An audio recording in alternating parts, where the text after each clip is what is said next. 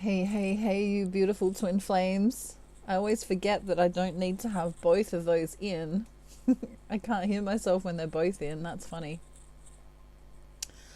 Today, I want to bring you an urgent twin flame message.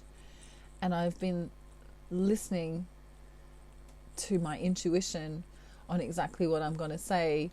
And every time I do that, it gets scattered. And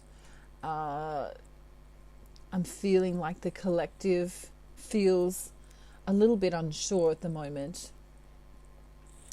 So, before we dive in, grab yourself a cuppa and pause the video. Ready? We're going to pause. And Cookie is here to say hello. Cookie's here to say hello. And as you know, I like to fiddle with him, to fiddle with his head. I've also seen lots of birds recently. So lots of birds flying, lots of butterflies, lots of moths. So it's this very transformational energy that's coming through because of the Lionsgate 8-8. And this, I don't know, I guess some people might say it's a portal. But this energy coming in of the 8-8 is a very wonderful twin flame shift. And it brings strength and it brings clarity and it brings movement as well. And you may also be experiencing some kind of psychic, intuitive knowing within you. And it may even be that, you know, for right now, you feel like you can't put your finger on what it is, but you know that it's profound and you know that something good is on its way, depending on what your perspective is at the moment. I guess if you're in a negative or lower vibration, you won't see it as something good. You'll probably be feeling, you could be scared or fearful about the change, or perhaps you may even feel like you want to sleep a lot, or when you eat, you may feel that you're not filling up. All right. So it's kind of a little bit like ascension symptoms, you could say. But if you keep your vibration high, you'll actually feel this amazing energy. Okay.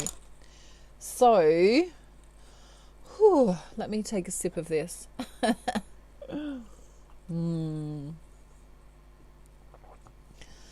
Today, I want to go into this imaginative energy.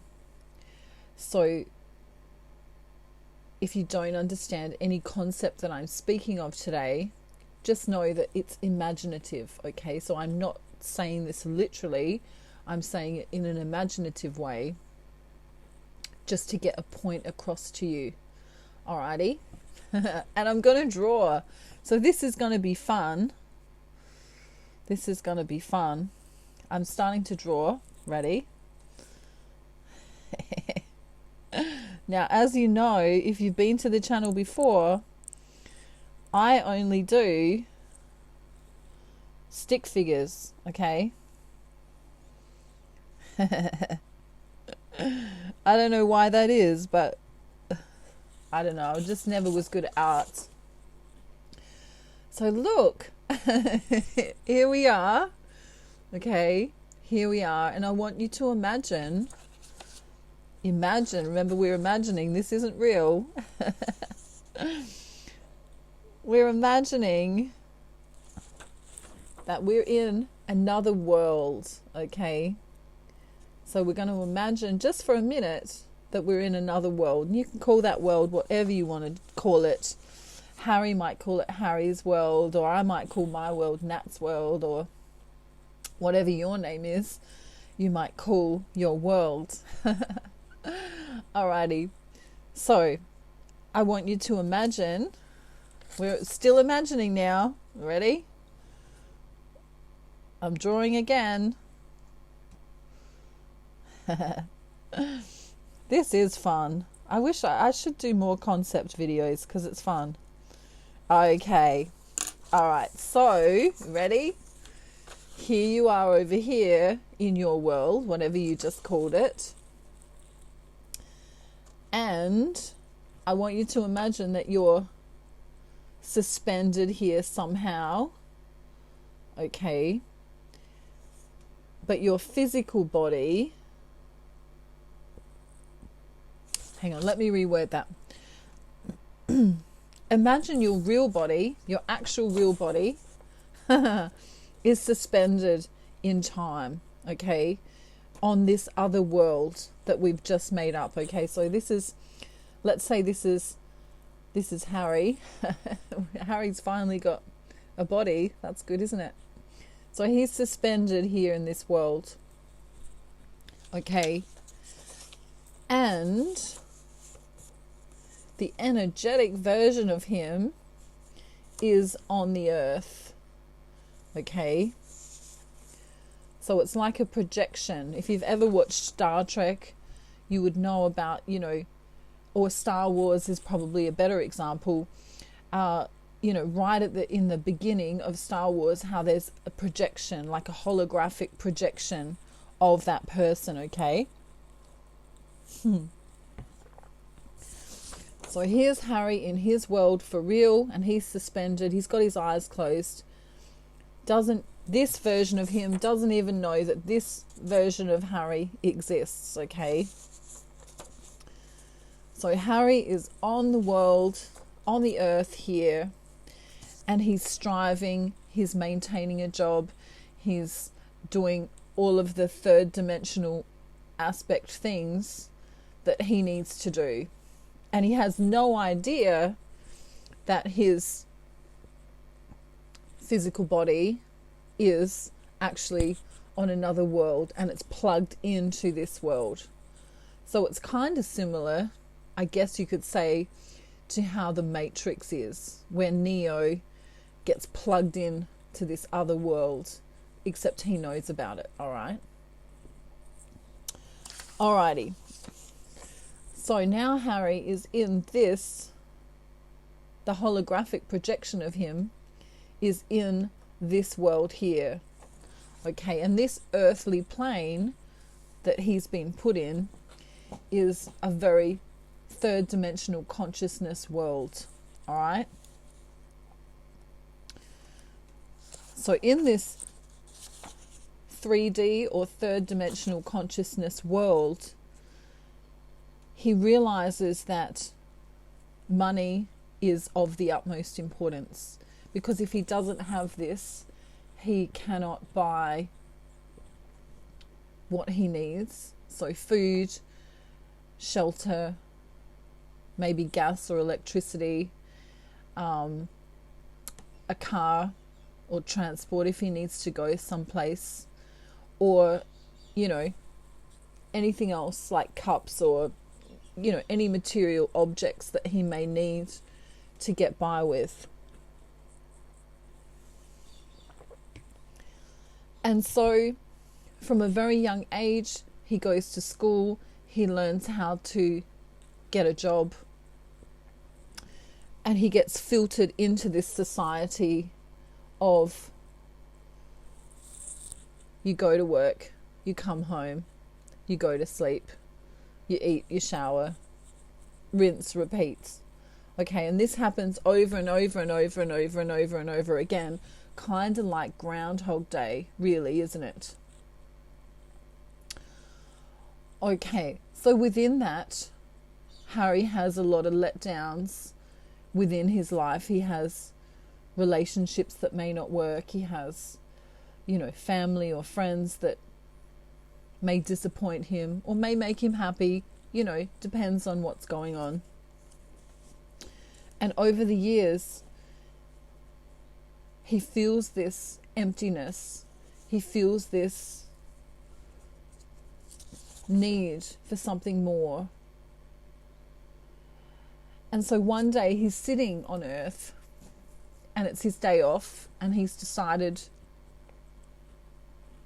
let's say his friends cancelled on him, and he decides to go and sit at his local, a local park that's close by. And he sits on the bench, and at first he's in his mind and he's thinking, wow, it's Saturday today. On Monday, I'm going to need to be ready for work again, have my clothes all pressed and ironed and go to work. Instead of working 9 to 5, I'm going to have to get up extra early, and I'm going to, get into the office a little bit earlier because I know that I've got a meeting. And then, I might have overtime because, let's say Charlotte's expecting the reports on her desk by Tuesday. Okay. And so he thinks about, maybe he has to put the garbage out, maybe he has to do all these things, maybe the car needs fuel, etc., etc. And then just for a moment he pauses, because all of the thoughts have been done and have gone through his mind. And he looks across the path and sees a little girl of about 3 or 4, and she's running in front of her mother, ahead of her mother, who has the pram. And her mother's bought her these beautiful, bubbles. So she's dipping her bubbles in and blowing them, and dipping the bubbles in and blowing them. And so his mind stops and he watches this little girl. And of course, being, only little, the little girl becomes bored with the bubbles quickly. And so she pops them down on the ground, and she sees a tree, and she begins to climb up the tree. And she gets to a certain point, and her mother can see that she's safe, and so the mother's on the telephone and still watching the child. And the little girl reaches out to one of the leaves, and she brings it to her, and she smells it. And there just happens to be a little flower next to that leaf. And she sees the flower, and her eyes light up because of the beauty of this flower. And so she picks the flower and puts it behind her ear, and she's mesmerized by how she feels in this setting. Okay. Meanwhile, her mum's on the phone, a businesswoman, concentrating on whatever she needs to do while watching her child. And Harry continues to watch this little girl, and over that time he sees a man with a dog. And there's a man, leading the dog, and it's one of those beautiful golden retrievers with the golden coat. And she runs up, she looks at the man, and she says, "Doggy, doggy," and he says, "It's okay, you can pat this dog, And so she does, and she spends ages there, and she's patting it and patting it and patting it, and she's feeling it, and the dog's wagging its tail, and then she's looking at the tail and getting all excited about the tail. And she's understanding nothing at all other than that she's in her joy, in her bliss at seeing all of these miracles. No one told her they're miracles, but she feels them. She touches the tree. She blows the bubbles. She pats the dog. She watches the dog light up as she pats it, and she sees how it reacts.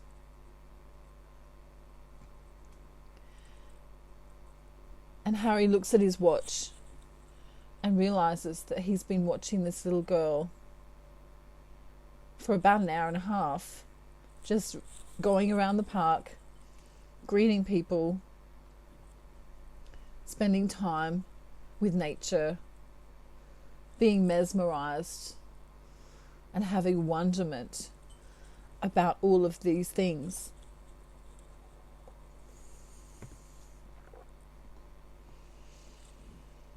And eventually, the little girl moves past him with the mother, who's still on the phone,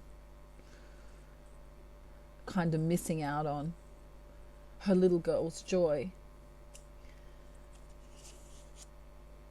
And Harry realizes in that moment that there's something more. There's something profound about life on earth. There's miracles that he's been missing each day as he's been going to the office. There's a connection that this little girl seems to have that he seems to be lacking. And he goes back in his mind and he can't remember the last time that he felt any bliss or anything as wonderful as the express enjoyment of how the little girl felt when she did these things.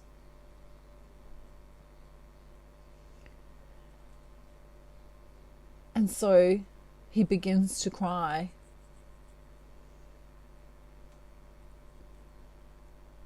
As he looks up into the tree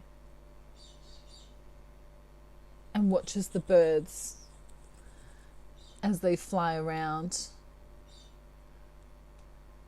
and go from a small pond back into the tree, and they wet themselves with the water. And he realizes that the birds too realize this bliss, this miracle of being in the present moment, in the here and now. Not worrying about the future, not worrying about the past, having an understanding that right now is all we have, and that the future hasn't happened yet, and that the past is gone. And so he begins to wonder where he's from. He begins to wonder where this passion for life went. This wonderment that children have. Because he knows he was once a child too. And when did that leave him? When did he become so wrapped up in the third dimensional physical world that all that mattered was going to work and coming home? When did he forget to be grateful for the sun? When did he forget to sit out and enjoy the wind on his face?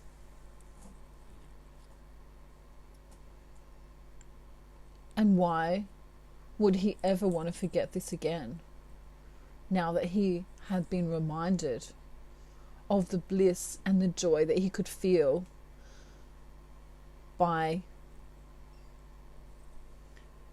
connecting his inner being, connecting his true heart space with the beauty around him. And then Harry comes to this realization that as he's been blindfolded or trapped in his own matrix of working, in his own need to have more, he realizes that the more he has,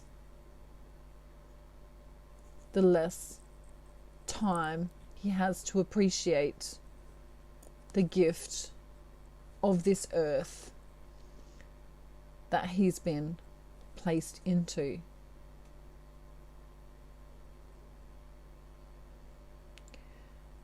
And so he longs for this connection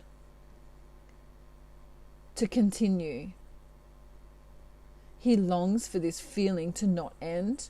He longs for this bliss within inside of himself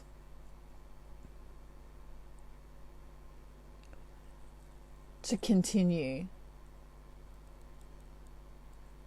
And so he tries to understand what it is that made him so closed off. Was it that friend that wasn't nice to him? Was it the programming that occurred when he was a child, that he must get a job and nothing else mattered? Is it striving for success or having more? That extra car, those designer shoes? And is it important? Because he realizes as he sits there and the sun sets and he watches the sunset, that he realizes the only thing that matters is his connection to his Creator. And that it's his Creator that is trying to show him the beauty of life, and that he's ignored it each time he's gone to work, each time he's stayed inside and not looked at the beauty around him.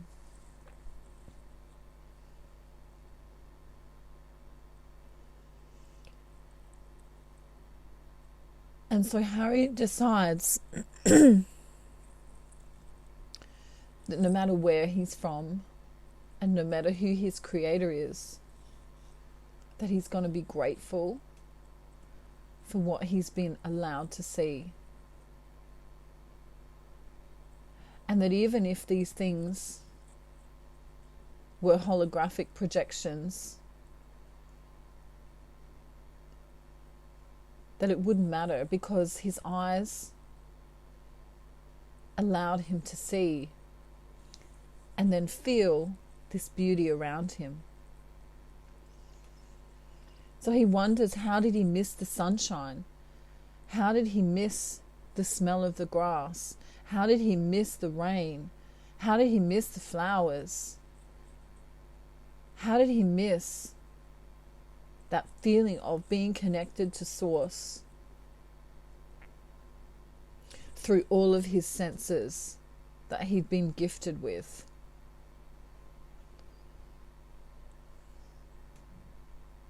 And how is it that humans become so relentless and judgmental and nasty and belligerent and cruel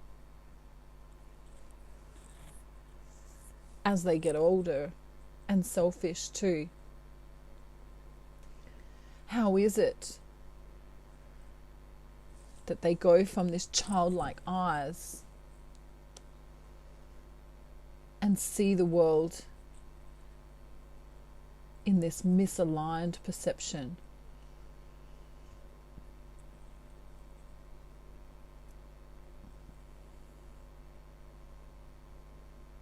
Is money more important than people and animals and nature? Is greed more important than people or animals and nature? Is our need to have more material things more important than people and animals and nature? Is our striving for wealth and success more important than our connection to our source from within? And so Harry begins his journey. And he decides that he is going to utilize his time better. He's going to cut his hours back at work and focus on himself and how he fits in to this creation his creator put him in. And that it's okay to sit outside and enjoy the sunshine and smell the grass and touch the flowers and to just be. Because as you do this, you connect with your creator. And as you do this, you understand that love begets love, and that gratitude begets gratitude, and that feeling inside of you, that connection to source, cannot be dictated by anything else other than being present in the moment and being in connection with that source energy. And so where do you find this source energy? It's in the blowing of the bubbles of that small child. It's in the smile from a friend. It's in the wind that gently blows on your face. It's in the poetry that you read. It's in the love you have for a person or an animal. It's in the knowing that you are safe and loved in all ways.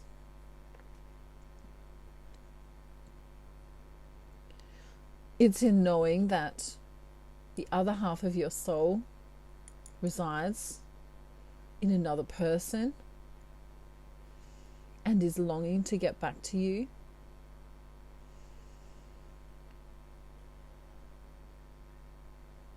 It's in the appreciation of that cup of tea you just made.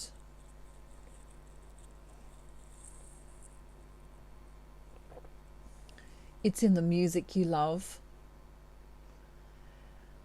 It's in that food you just made. It's in the compassion you give a stranger. It's in those words, those beautiful words you just heard from your best friend or lover. It's in the present moment of right now.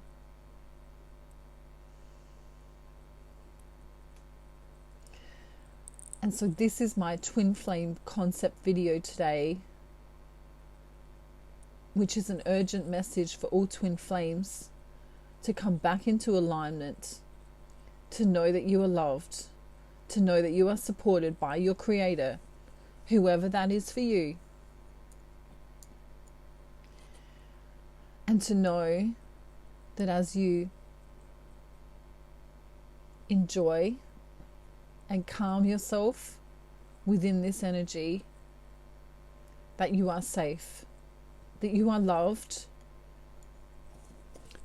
no matter what's going on around you in your third dimensional reality. Okay, you are plugged in, you are tapped in to source. This energy is unconditionally loving. This energy is supporting. This energy wants to help you. This energy knows that you are love. And as you appreciate that energy that flows to you, as you disconnect from the third dimensional consciousness that is judgmental, jealous, angry, negative, fearful, you'll vibrate in a higher frequency. And that's like living in Eden. That's like living in paradise. That's like living in bliss.